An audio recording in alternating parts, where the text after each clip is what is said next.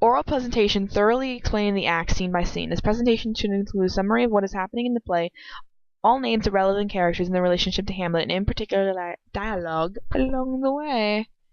Okay, so when I first volunteered myself for this part in the project, I was like, yes, my time has come. I finally arrived when I get to make a PowerPoint.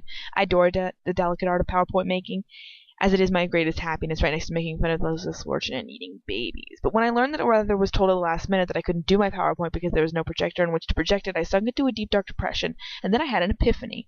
Why not circumvent the only clear-cut instructions of the entire project and make a PowerPoint via video? And why not, since I'm already not doing what it was intended to be done in the first place, why not narrate it also? Oh, and for those of you who may be thinking, that's against the rules, isn't it? Not so. Oral means spoken, and presentation means demonstration for an audience. This is both of those things. So here it is, Hamlet, Act 1 in summation. Your lips are nettles, your tongue is wine, your laughter's liquid, but your body's pine. You love all sailors, but hate the beach.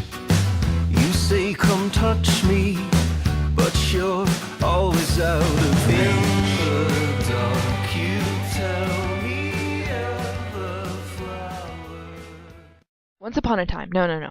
It was a dark and stormy night in Elsinore, Denmark, and two random unimportant dudes named Bernardo and Francisco are standing outside guard for the castle battlements. Francisco is clocking out, and Marcellus, an even less important dude, has come to take his place with his friends, a very sexy and probably homosexual Horatio.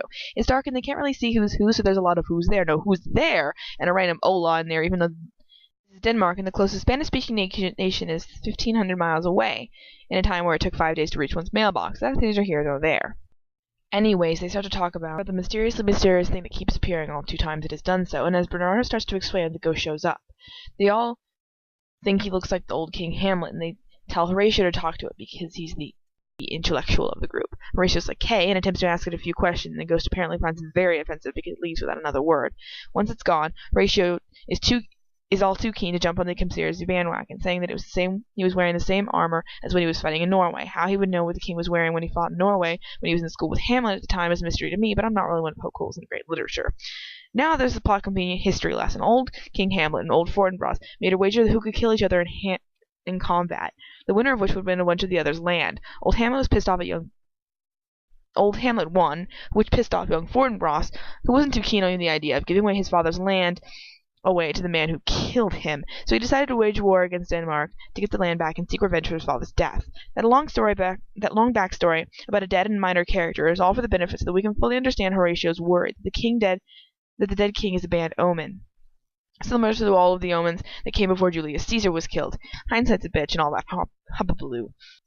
He's still in inner monologue mode when the ghost returns, and then it all gets a little embarrassing. The guardmen run around screaming and waving their hands around telling one another to stop it, Marcellus, and then they try to stab it. The cock crews and the ghost disappears after a moment as they begin to summarize what literally just happened, coming to two conclusions. One, they probably shouldn't have tried to kill something that was already dead, and two, they were probably going to say something when the cock crowed, because wait for it, it's a ghost. Horatius said that they should go and tell Hamlet what they have seen, because he will probably know what to do. Scene 2. Enter like every single friggin' person in the entire play and their mother. Claudius, the new king of Denmark, is making a really arrogant inaugural speech to the court, where she explains the fact that he married his brother's wife a month after his death, which no one really seems to have a problem with. Marrying the queen also, conveniently enough, makes him the king, which no one has a problem with either, especially not Cornelius, because that's extraordinaire. Claudius tells both courtiers, Voldemort and Cornelius, to go to Norway and tell young Fortinbras' uncle, bedridden king of Norway, to control his bratty little nephew and stop him from attacking Denmark. Claudius then turns this into Laertes and asks him what would please him. Laertes says he desperately wants to go to France, and Claudius is like, well, I better ask your father. Only one can assume that he is so desperately apprehensive because once you get Polonius talking, he never shuts the hell up. Polonius is sure in a surprisingly brief 4 lines. Now to the obscure crap out of the way, it's time to go to business. Hamlet, whom he laughingly referred to as his nephew and son. Hamlet makes an underhanded remark, more a little kin than less than kind. Noted this is interesting dialogue. Gertrude tells Hamlet to stop being so gloomy and he should stop being such a mope, that everybody dies, and that he should just get over it and lose the goth look. He responds that his eternal grief is more than it could ever match his inner anguish he feels towards the death of his father. Claudius calls him a sissy. What a lovely and concerning father figure. Who would want to kill such a loving spirit? Gertrude tells him that Hamlet should stay and not return to Wittenberg. Hamlet's like, whatever, dude, and everyone leaves but Hamlet. Hamlet is contemplating suicide. Time for a history snack. All history snacks are brought to you by Smoop.com and Cymbalta. Depression hurts, but Cymbalta can help. If Hamlet were a real person alive today, he'd probably be diagnosed with clinical depression. In Shakespeare's day, there was another term for this, melancholy. Elizabethan thought that melancholy was brought to you by too much black bile in the body, which caused lethargy, irritability, disordered imagination, and all kinds of unpleasant symptoms. What the heck's black bile? Elizabethans believed that the body was made up of 4 basic elements called humors: phlegm, blood, yellow bile, and black bile. These elements were supposed to influence a person's disposition and mood. Now back to the play. Hamlet's monologues about his mother's speedy marriage has really messed up his world. She really seems to be heartbroken over the death of her husband, but how could she really have loved him if she remarried so quickly? He concludes that his mother is a selfish liar, and if one can't trust their own mother, who can they trust? And if they can't trust the world, why live in it? We interrupt this program for yet another history snack. While marrying your dead spouse's sibling would be considered today unusual, it was considered a major sin against God in Shakespeare's day. In 1563, Queen Elizabeth I and Archbishop Parker came up with a list of rules about marriage, just in case anyone forgot about Leviathan 8.6-18, Archbishop drew up something that was called the Table of Kindred and Affiliates, wherein whoever is related is forbidden in Scripture and our laws to marry each other. This basically means a list of relatives you can't bang. This table eventually made it into the Book of Common Prayer, a compilation of services for the King of England that made its debut in 1549. Guess what's on it? A big, don't even think about marrying your brother and sister-in-law. To the action. Horatio, one of Hamlet's college buddies, enters with Marcellus and Bernardo. Horatio says that he's come to see his father's funeral, and Hamlet jokes that he must be there for the wedding, but really one could hardly have had enough time to leave town before the funeral, not to be caught up with the wedding procession. It was so close behind. They used the leftover appetizers for the wake of the reception. Interesting dialogue, page 30, followed by even more interesting dialogue. Very important. Hamlet says that he sees his father in his mind's eye. Horatio does him one better by saying that he saw him last night. Horatio's like, the king, my father! And then says asks Horatio a bunch of questions like, do you look mad or sad? What's his face like? And then Horatio said that his countenance was more of a sad story, bro, than I'm gonna kill you face. Hamlet's like, I'm gonna come with you and see if I can talk to my dead father. And Horatio's like, yeah, that was clearly the point of us coming here to tell you this, but yeah, sure, whatever, let's go. And Hamlet's like, don't tell anyone about this. Meet me at 11:30 at the designated ghost meeting platform thingy, okay? Once everyone leaves, Hamlet's like, this isn't good that he's armed. It's probably a bad sign. He swears that he'll root out the truth of his father's death, even as Earth tries to hide it from men's eye. Scene 3. The scenes open with Laertes leaving for Paris and giving his last words of wisdom to his dear sister, about how she shouldn't be a whore. He tells her that Hamlet is a prince and will probably have to marry someone in higher standing and not her. He's worried that Hamlet is only using her for sex and that she will become a whore and she'll be damaged good and no one will want to marry her. Ophelia says the only cool thing she says in the entire play by standing up to her brother and telling him that he should practice what he preaches, not be a hypocrite, implying that he was going to have lots of premarital sex in Paris. Polonius then enters and unfortunately starts talking.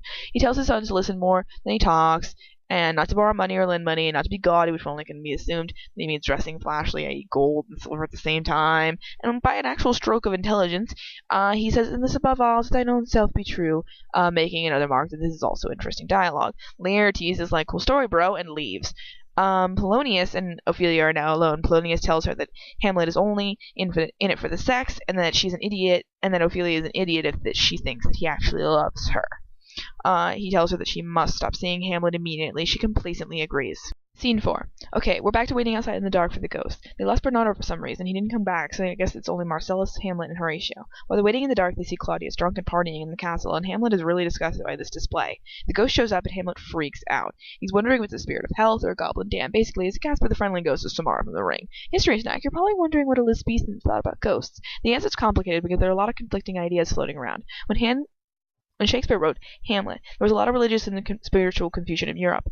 With the Protestant Reformation recently going down in England, breaking from the Catholic Church under King Henry VIII, one of the things the Protestants rejected in 1563 was the notion that the spirit were stuck in purgatory, a place where sins were purged, could come back to the and ask the living for prayers that could help them get to heaven faster. Basically, Protestants, the English and Denmark nations were Protestant nations, said no more purgatory and no more ghosts, period. Understandably, the ghost's appearance is a bit confusing in the play's characters and to the play's audience. The ghost beckons Hamlet to follow him in a super creepy way. Horatio and Marcel beg Hamlet not to go with them, and for he may beckon him off a cliff or make him go insane. It was believed that spirits could cause a living to go mad, and Marcellus utters the very important line, "Something must be rotten in the state of Denmark."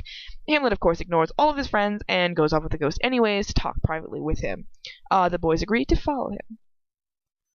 Scene 5. Now for the much-anticipated reunion. The ghost admits that he is Hamlet's father, and that Hamlet must seek revenge sooner rather than later, because he's stuck in purgatory until he does. It appears that he's suffering from the eternal flames of purgatory, which is an in-between space where sins are purged before a spirit can go to heaven. The ghost says that Claudius, his brother, the man who married his wife and took his crown, is the one who killed him. He says that when he was sleeping in the orchard, he snuck out and poured poison into his ear, like a little bitch, may I add. He says that Hamlet is a sissy and then kills someone in the most punk-ass way possible. Poisoning is how a spiteful wife kills their cheating husband, not how manly men kill kings in order to steal their wives and castles. Come on, be a man, at least fight the dude for it. Anyways, Hamlet is, now this is very important, he promises, no fingers crossed, to avenge the death of his father and kill Claudius. This has huge implications for the rest of the play. The ghost is very happy, but tells him not to kill his wife Gertrude, for she will pay for her crimes.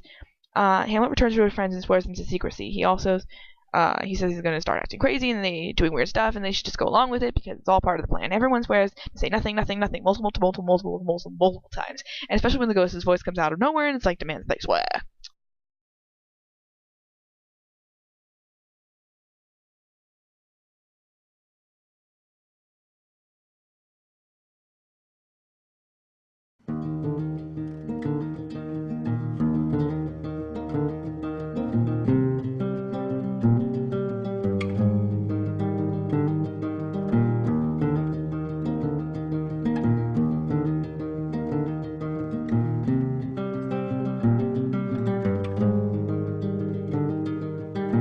One night to be confused, one night to speed up truth. We had a promise made, 4 hands and then away, both under influence.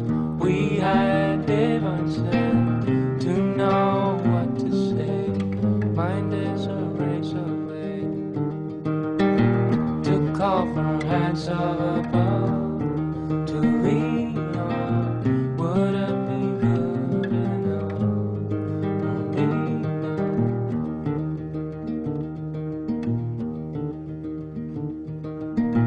One night of magic rush, the start a simple touch. One night to push and scream, and then relief. 10 days of perfect tunes, the colors red and blue. We had a promise made, we were in love.